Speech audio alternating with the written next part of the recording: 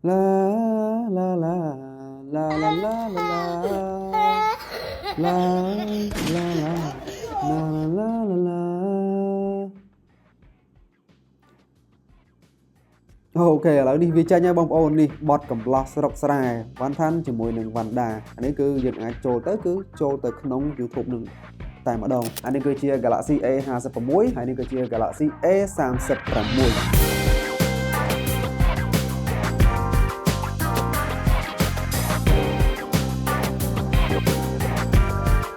បើចឹងសម្រាប់តកូល A series Galaxy A series ហ្នឹង A56 ជាមួយនឹង A36 គឺមានចំណុច update ក៏ដូចជាចំណុចប្លែកៗជាច្រើនអ្នកនរជាពិសេសគឺទៅលើ software នៅក្នុងខ្លួនរបស់វានឹងតែម្ដងដែលគេបានយកចេញពីកញ្ចប់ smartphone flagship តម្លៃកប់យកមកដាក់នៅក្នុងខ្លួន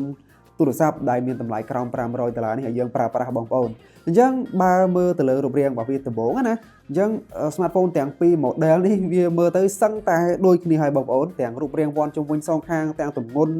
ទាំងរាងរៅរបស់វាអីគឺមើលមកសឹងតែដូចគ្នាចង់តែច្រឡំគ្នាទៀតប៉ុន្តែគាត់ថាអាពីរនេះតម្លៃវាខុសគ្នាមកសន្លឹកហើយអញ្ចឹងវាអាចនិយាយបានថា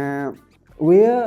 មានចំណុចដែលលើសខ្វះគ្នាអញ្ចឹងទៅលើ smartphone ទាំងពីរ model នេះអញ្ចឹងសម្រាប់រូបរាងរបស់ A56 នេះវិញ Galaxy A56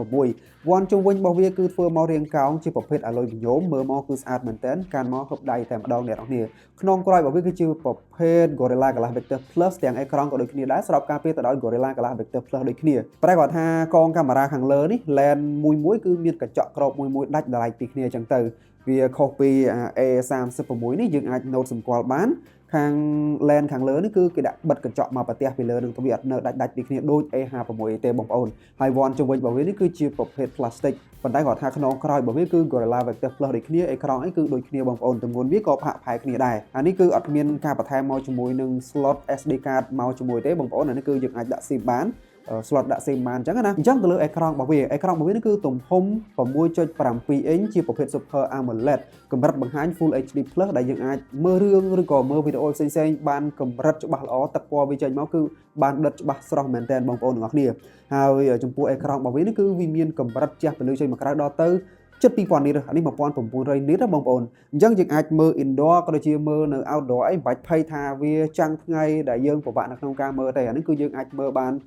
នៅក្នុងកម្រិតច្បាស់ល្អមែនតើដោយសារតែពន្លឺវាចេញមកបានសបល្អទៅលើអេក្រង់របស់វាណាហើយសម្រាប់ A36 នេះក៏ដូចគ្នាអញ្ចឹងដែរហើយចំណុចមួយទៀតទៅលើអេក្រង់របស់វាណា Cam Pixel របស់វាគឺគេបានអាប់ដេតនៅក្នុងឆ្នាំ2025នេះឲ្យកាន់តែស្ដែងជាងមុន Cam Pixel របស់វានឹងទាំងលើទាំងក្រោមជុំវិញអីសងខាងហ្នឹងណាអញ្ចឹងយើងងាយស្រួលនៅក្នុងការមើលវីដេអូឬក៏មើលរឿងអីផ្សេងៗវាលាតបានពេញហ្គេមកាន់តែធំជាងមុនហើយសម្រាប់អេក្រង់របស់វានេះគឺមានកម្រិត refresh rate 120Hz អញ្ចឹងទៅលើការប្រើប្រាស់កម្មវិធីអុសកម្មវិធីមើល social media ឬក៏មើលអីផ្សេងៗនៅលើអេក្រង់របស់វានេះគឺរត់ smooth មែនតើបងប្អូនអានេះគឺជាអ្វីដែលគេបានបំពាក់នៅលើអេក្រង់របស់ Galaxy A56 ក៏ដូចជា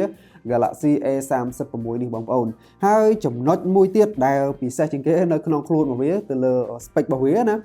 ដូចខ្ញុំបាននិយាយខាងដើមអញ្ចឹងអានេះគឺបានយកបញ្ចប់មុខងារ AI ក៏ជា feature ប្លែកៗផ្សេងៗទៀតចេញពីប្រភេទ smartphone flagship យកមកដាក់នៅក្នុងខ្លួនទូរស័ព្ទដែលមានតម្លៃក្រោម$500នេះអញ្ចឹងអានេះគឺប្រើប្រាស់ជាមួយនឹង chip របស់វាគឺ Exynos 1580ហើយ RAM 8GB storage 128GB ដើរដោយ Android 15ជាមួយនឹងស្បែក One UI 7អញ្ចឹងសម្រាប់ការអាប់ដេតថ្មីប៉ុណ្ណេះជាមួយនឹង feature របស់ One UI 7ដែលយើងឃើញនៅលើ A56 នេះណាការអាប់ដេតដែលប្លែកគឺទៅលើ UI របស់វានឹងតែម្ដងកម្មវិធីអីគឺមើលមកវារៀងស្អាតជាងមុនមើលមកវាមានន័យថា premium ជាងមុនណាទៅលើ control center អីក៏ដូចគ្នាហើយមុខងារដែលពិសេសមួយទៀតនៅលើ One UI 7គេហៅថា Nova ដែលនេះអ្នកប្រើប្រាស់ iPhone គេថា Dynamic Island ណាប៉ុន្តែគាត់ថានេះគេច្នៃអត់មែនឲ្យដូចគ្នាទេគឺវា load នៅខាងក្រោមមួយអ្នកនរអញ្ចឹងនៅពេលដែលយើងបើកម៉ោងរោយើងបើកចម្រៀង YouTube ឬក៏យើងបើកទៅលើ app ផ្សេងដែលឲ្យវា run ជា background app ណាអញ្ចឹងគឺវានឹង load នៅផ្នែកខាងក្រោមនឹងហើយយើងអាច select មើលបានយើងអាចចុចគឺវានឹង load ទៅកម្មវិធីដំណើរការដូចដើមហើយបងប្អូនតែមុខងារនេះគឺមានតែនៅលើ One UI 7ហើយមានតែនៅលើប្រភេទ flagship phone ទេប៉ុន្តែគាត់ថានេះគឺមានបានប្រើប្រាស់ហើយបងប្អូនហើយក្រៅតែពីនឹងទៀតគឺមុខងារ AI ដែលខ្ញុំចង់ប្រាប់អ្នកនរគ្នានៅក្នុងនឹងអញ្ចឹងមុខងារ AI គឺវាមានមុខងារសំខាន់ច្រើនមែនតើហើយមុខងារទី1ដែលខ្ញុំស្រឡាញ់ជាងគេគឺមុខងារ base face នៅលើនេះណាអញ្ចឹងជាធម្មតាទេនៅពេលដែលយើងថតរូបជាមួយមិត្តភ័ក្តិឬក៏ជាមួយអីមកវាតែងតែជាប់ជាមួយនឹងគេហៅថាអ្នកខ្លះមុខអត់សូវស្អាតអ្នកខ្លះបិទភ្នែកឬក៏អីចឹងទៅ dân dương ai pra một nghe mùi ní đam bay chui cài sầm rô từ lỡ một từng ỏn nâng ỏi sạt bàn dân dương thọ rụp chọn mật hẹ bảo dương mà bật nét đấy có mình chăm bài bà ròm đây đã trâu nó không đấy cứ bị bao nét cho dương tại mà đòn cho từ lỡ một nghe base space nâng tới vì bao nét cho dương này hơi bị cài sầm mùi là dương bờ máu với bàn sạt ở chân tới một nghe mùi ní cứ lo mền tên hay mẹp ca pra cho mùi nó một nghe base space nó lên ní cứ ở miền ấy bạc miền ấy xăm nhầm đấy dương còn nó thọ rụp bạch máu dương trâu tới cái lạnh edit viên tới cứ dương ai khơi này cái đặt hàng base space nó lên nâng chẳng dương thọt chưa group thọt ấy cái dương ai pra một nghe mùi nâng bán là bay chui sầm mùi vì ai cầm tas ạt hay vì miền một nghe cài cái lỡ mùi tiền trước là bây đại dương trong ban cái lỡ thôn na trong ban ở po mùi na đại chia preset bảo dương trong ban đó nè chẳng dương hoàn tài châu từ cái lạnh thọ rụp háo dương châu từ can một nghe mùi nâng tới dương ai ở bàn dương ai ở rụp chỉ để phát bắt là bay copy cái lỡ vì cài từ tạm nâng của bàn này chẳng anh ấy cứ lo mình tên một nghe mùi này hai cái tapi nâng phim miền một nghe AI play chỉ chọn tiết đại dương ai para bán rồi chia một nghe circle to search còn miền được trong này đấy nơi bây giờ ba cái tập bot nào môi chi phía sau lấy có dương ai ba vì translate phim đừng bàn này chẳng á dương ai para cho mùi nâng hai thà bút tông home cho việc chuột tới dân viên nâng ba một nghe nâng đầm bay ở dương translate đây translate ban phim tam ở đồng 300 copy how giờ từ AI nơi Google Translate AI tiết đây cứ dương ai mơ nâng phim và vô nâng cái lại nâng phim tam ở đồng bóng ôn hay một nghe circle to search những cái dương ai para ban trời là biệp tiết cái dương ai search từ lờ product ai search từ lờ tí tăng rồi có search từ lờ xanh tiết để dương trong xoay rộng nâng bàn cứ vi rộng ai phim tam ở đồng hai mươi tiết cứ cái ban integrate châu cho mùi nâng Gemini dân được bây giờ mưa video rồi có mưa phò miền đây để về anh dung mong mưa podcast hay chắc nè dân cho hỏi bị sẵn khai thà ta video nó kênh dạy bị ấy kê chúng ta sẵn khai ấy kê khác bốn phèm mua bị về bốn phèm chẳng nào dân khi mìnhจะ 3 này pe sắp dung mong của bạn này dân ai para AI để miền là E5 sập mùi mới ní nằm bơi ở bên chui bàn khoản là chọn bút tông home này ở chuột máu viên đừng ao một nghề dân xuôi thà ta dân trong sẵn khai video nó rồi có trong xuôi video nó ấy kê chẳng nè chẳng cứ nghe xùa mình đèn chọn mặt khoai máu cứ vì sự khai ở phim tại mà đầu anh ấy cứ chuyện ấy là nhung bàn para toàn là E2 sập mùi mùi này hai mục nghĩa sầm khăn mùi tiệt cứ mục nghĩa xoay rập bọt chùm riêng tiếng nhôm tiếng bong ôn cứ bà cọt chia thọp chùa ấy nơiไปkhác bọt chùm riêng khác dương nước khơi nơi khu nông khu ba bà dương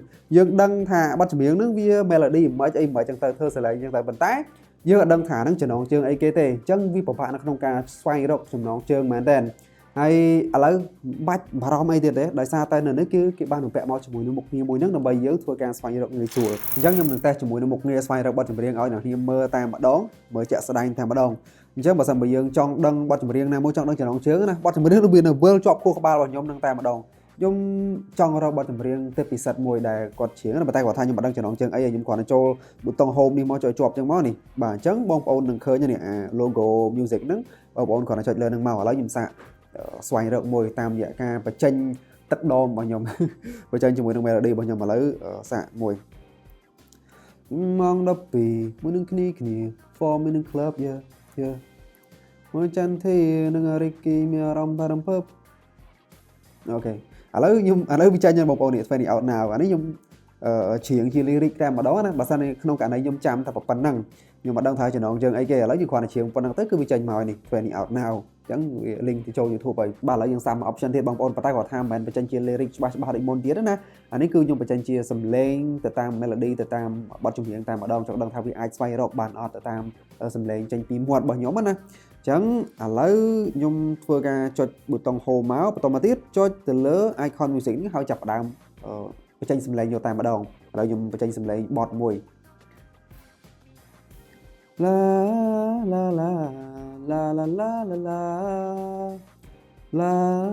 la la la la la la ok ឥឡូវនេះវាចាញ់ហើយបងប្អូននេះបតកំឡោះស្រុកស្រែវ៉ាន់ថាន់ជាមួយនឹងវ៉ាន់ដាអានេះគឺយើងអាចចូលទៅគឺចូលទៅក្នុង YouTube នឹងតែម្ដងអញ្ចឹងមិនបាច់ពិបាកទេបងប្អូននិយាយទៅគ្រាន់តែបញ្ចេញសំឡេងតិចតួចដែលវាតទៅជាមួយនឹងបទចម្រៀងហ្នឹងណាថាបទចម្រៀងហ្នឹងគេ melody របៀបម៉េចយើងគ្រាន់តែបញ្ចេញសំឡេងទៅវារកបទចម្រៀងឲ្យយើងភ្លាមនឹងតែម្ដងមិនចាំបាច់តតែបញ្ចេញជា lyric បញ្ចេញអីច្បាស់ទេអញ្ចឹង AI មួយនេះគឺខ្ញុំគិតថាវាល្អមែនតើបងប្អូនអាចប្រើប្រាស់បានទៅលើ A56 នេះតែគាត់ថាជាមុខងារហ្នឹងកាលមុនវានៅក្នុង Google យើងតទៅចូលទៅក្នុង Google ហើយចូល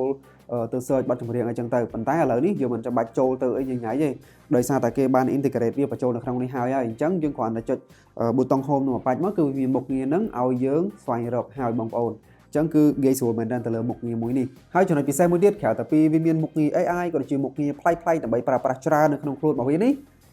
កាមេរ៉ារបស់វាក៏អាចធ្វើបានល្អដែរបងប្អូនដោយសារតែអានេះគឺគេបានបំពាក់មកជាមួយនឹងទំហំកាមេរ៉ារបស់វា50 megapixel ជាប្រភេទ wide angle ហើយ ultra wide ទំហំ12 megapixel ជាមួយនឹង macro 5 megapixel អញ្ចឹងវាអាចជួយឲ្យការថតរូបឬក៏ការថតវីដេអូមកគឺបានកាន់តែច្បាស់ជាងមុនបានកាន់តែ detail ជាងមុនកាត់បន្ថយទៅលើ noise ឬក៏គេហៅថាតកៅទឹកនៅក្នុងវីដេអូឬក៏នៅក្នុងរូបភាពហ្នឹងបានកាន់តែប្រសើរជាងមុនយើងមើលមកគឺភ្លឺច្បាស់ស្អាតអត់មានការរំខានដោយអាខប់តកៅទឹកតូចៗហ្នឹងទេហើយសម្រាប់ការថតវីដេអូគឺវាអាចថតបានដល់ទៅកម្រិត 4K 30 frame ទាំងកាមេរ៉ាខាងក្រោយទាំងកាមេរ៉ាខាងមុខហើយសម្រាប់កាមេរ៉ាខាងមុខវាទំហំ12 megapixel ដែលវាជួយទៅលើការថតទាំងវីដេអូទាំងការថតរូបភាពហ្នឹងគឺបានកាន់តែច្បាស់បានកាន់តែល្អជាងមុនមែនតើអ្នកនរគ្នាទៅលើកាមេរ៉ារបស់វានេះហើយទៅលើចំណុចពិសេសមួយទៀតគឺ performance របស់វាខាងលើមិញខ្ញុំបាននិយាយពី spec ហើយណាបងប្អូន A56 នេះគេប្រើប្រាស់ជាមួយនឹង chip Exynos 1580ប៉ុន្តែគាត់ថា A36 នេះគេប្រើប្រាស់ជាមួយនឹង Snapdragon 6 Gen 3ដែលកម្រិតអេក្រង់ឬក៏កម្រិតនៃ